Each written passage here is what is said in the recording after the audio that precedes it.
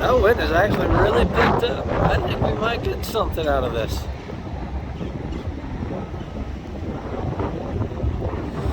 Because it was pretty still a minute ago.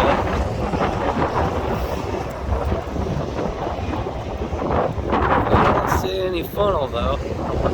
I do see, I have seen a little bit of rotation, but no funnel yet. Look at this, here we go. We got some nice bluish color. Well, we got a wee bit of greenish color here.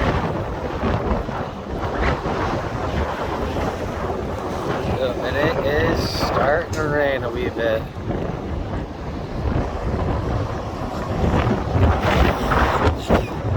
Alright, well, I guess I'll go take me some cover.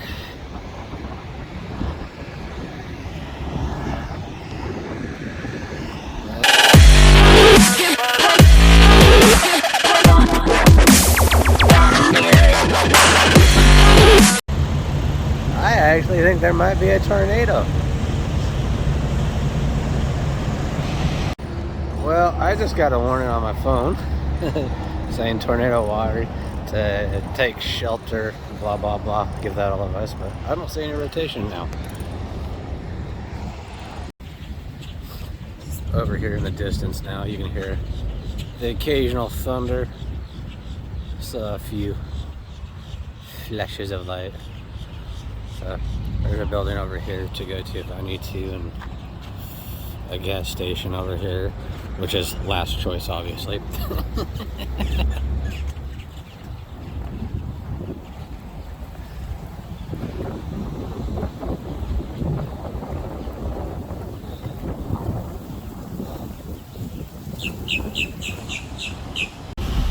Well, good morning. Well, we're gonna put on some fuel and work our way up to the Orlando area. The brokers that we normally use don't have any loads out of Florida, so it's become a little more on the difficult side to get a load that pays worthwhile to get out of here. So we're gonna relocate to the Orlando area while our dispatcher Joe works on getting us a load out of here. So we'll relocate there. It's 9:36 in the morning here, so the brokers are just getting up and about. So we'll relocate there and hopefully have a better chance of another load.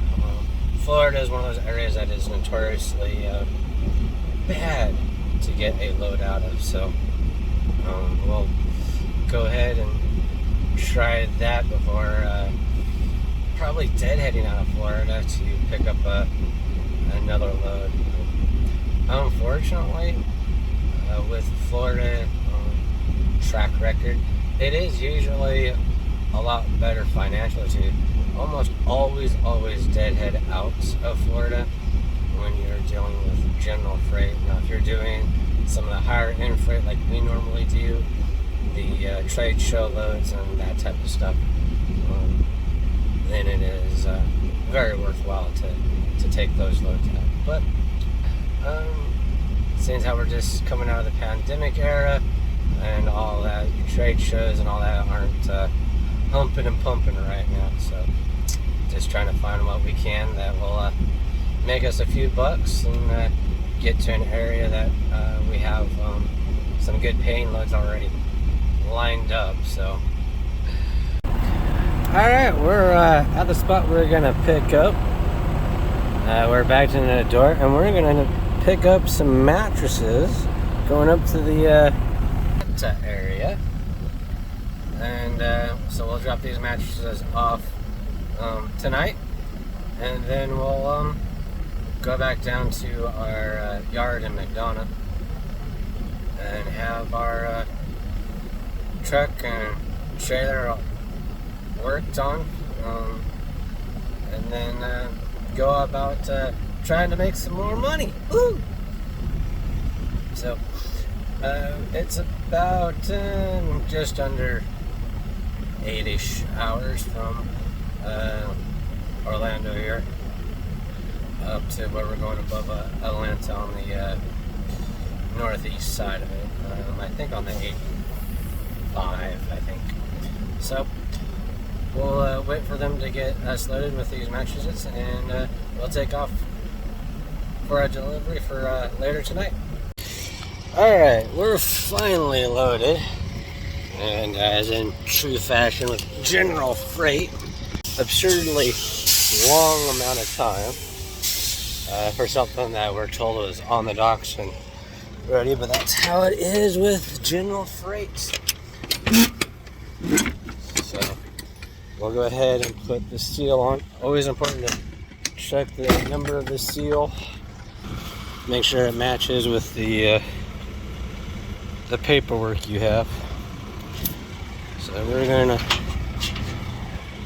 toss a strap on this, so when we open the doors to where we're going, they don't fall out on the ground. Alright, we got our strap on. Alright, we got our seal on. I hate those. Those type are annoying to put on when they get the crappy ones. Alright, I'm not gonna worry about putting my lock on, because this is a direct delivery. So we're not gonna be stopping anywhere for overnight or anything. So let's get up to Georgia and get this delivered. Alright, well, we got the mattresses delivered. I didn't film any of that part of it. It was raining pretty good, and didn't want to stand out there and get wet while doing that. And already drove to where I'm going to park for the here. There was quite a bit of lightning and whatnot, but it was in the distance. Didn't hear the crack of the thunder or anything like that, so pretty far off. So yeah, tomorrow we will get the airbag replaced, the two lights on the trailer replaced, and the windshield that has the nice big old crack in it. So we'll take care of that tomorrow after we wake up and the mechanic is on site to do that for us. Alright, well, hope you enjoyed this little mini trip. Have a good night. Alright, so we got our airbag out. We'll get that fixed. And then under there for our actuator, it has an air leak. We'll get that fixed too. So when I woke up this morning, this piece right here has an air leak, which is part of the turbo.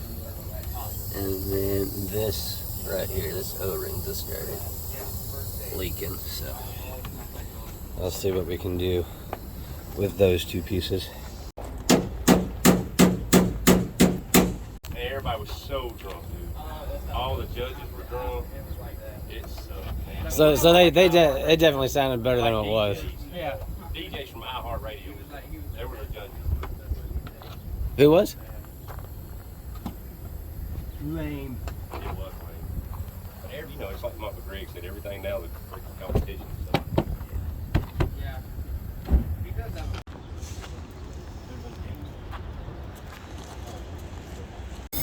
Alright, so you can see we got that block piece off that was leaking here. That is the actuator to the turbo here. And so the mechanic's gonna run, because that was unexpected, to Freight Iron dealership to get that part, and the O-ring for the oil leak. So I'm gonna go ahead and walk over to the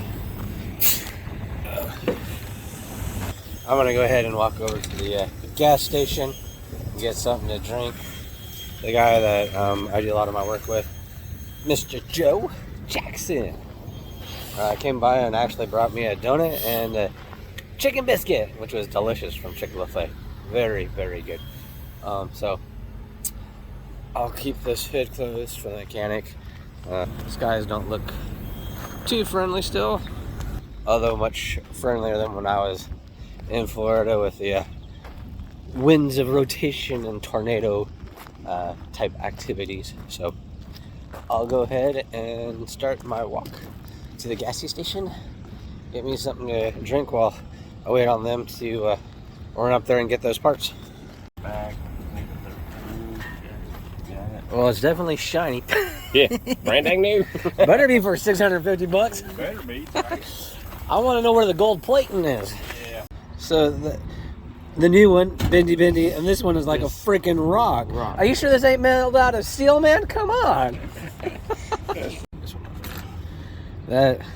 Isn't that crazy, dude? Let me see if this will hold the bolts. I think it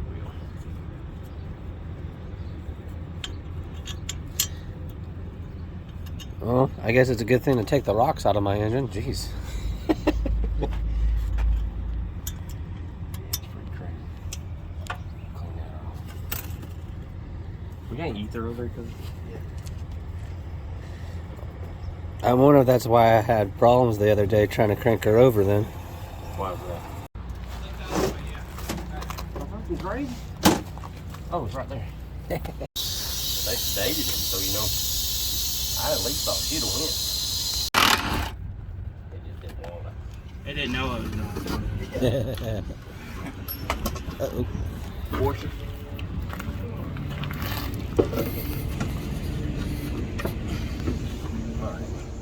Might come out this way. Let me go this way. Good call. Yep. Well, after I paid for the one, that new one, Yeah. What we'll do is we'll let the air out and we'll try to line this up as it comes down. Right about there.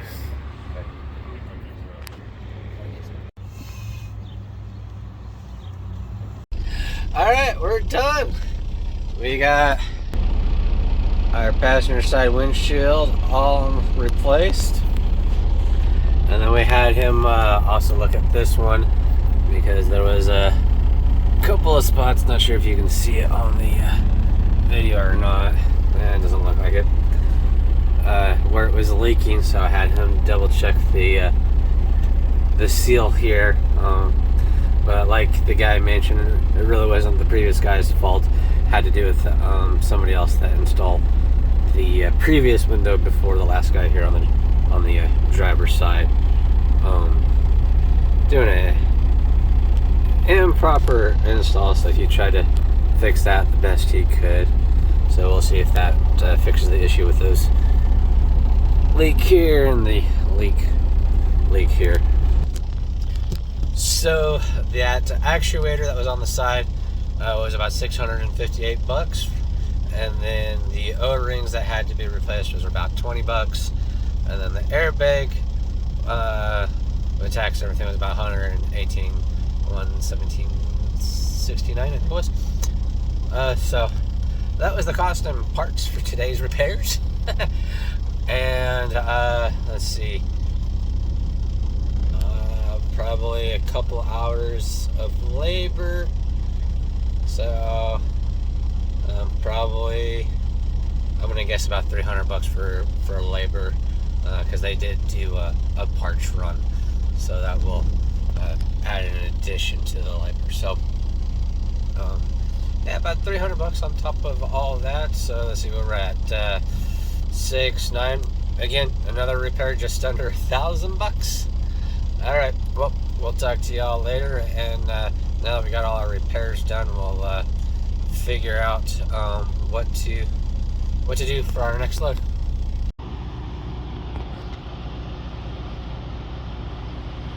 So our marker lights on the trailer are working.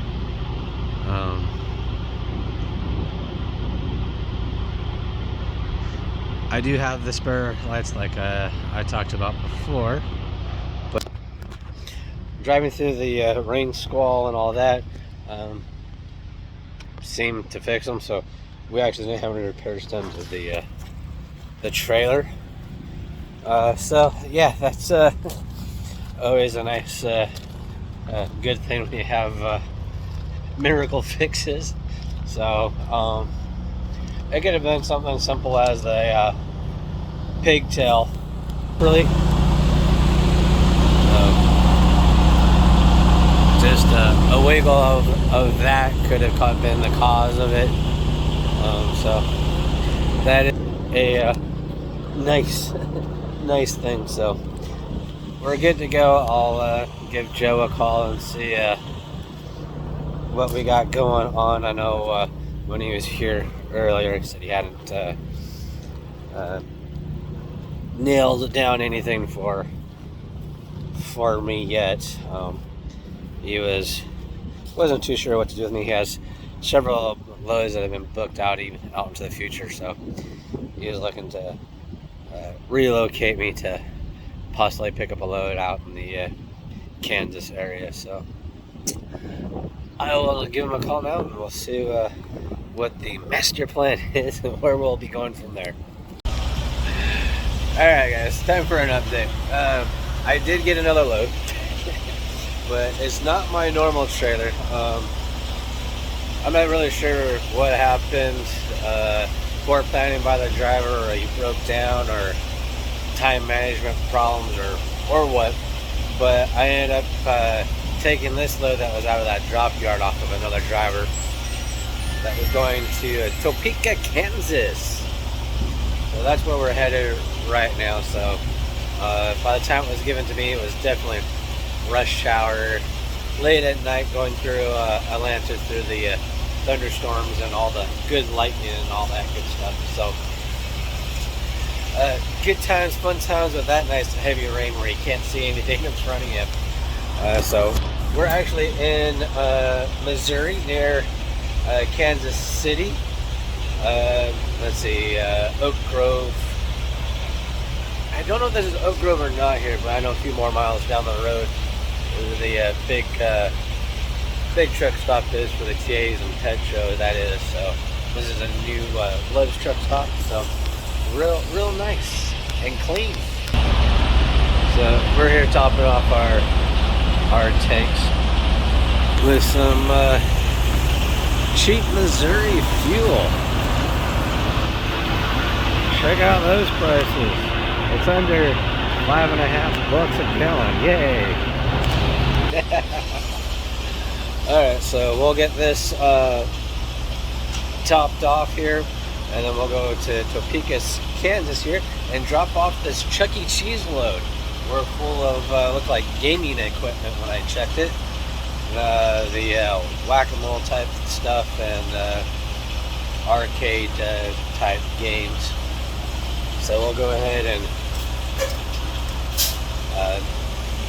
drop that off after we're done fueling up, and then we got another load of HVAC equipment to pick up near Wichita that will go out to Pennsylvania after we drop this off. So alright, I'll finish this up and I'll talk to y'all later. Alright, we're topped off. Lovely prices.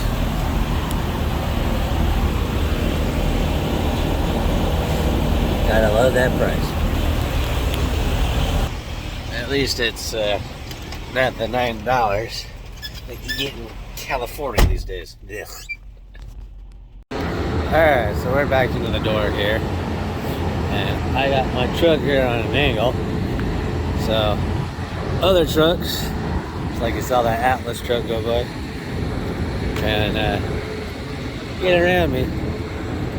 This is sticking out into the wee bit of a street they got here. So hopefully they get me unloaded here pretty quick and fast, and then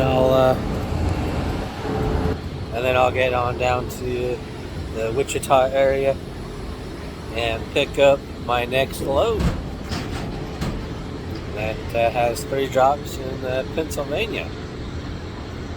So give them a little bit here to get this Chuck E. Cheese off my truck, and we'll get our paperwork and get on down the road some more. Alright, they finished unloading me. Left me some Chuck E. Cheese coins in the trailer. Ooh, and some Chuck E. Cheese tickets too.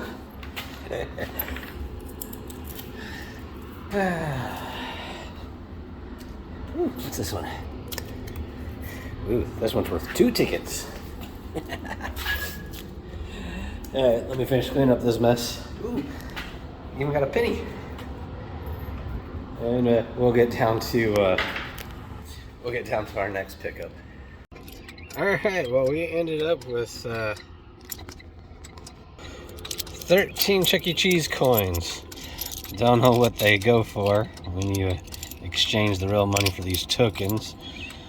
So, you know, even if they're only a quarter a piece, got a couple bucks there. Alright, well, got the trailer cleaned out and the straps folded up nicely. So we got all that done. We'll move on down to our next pickup. We'll talk to y'all on the next load.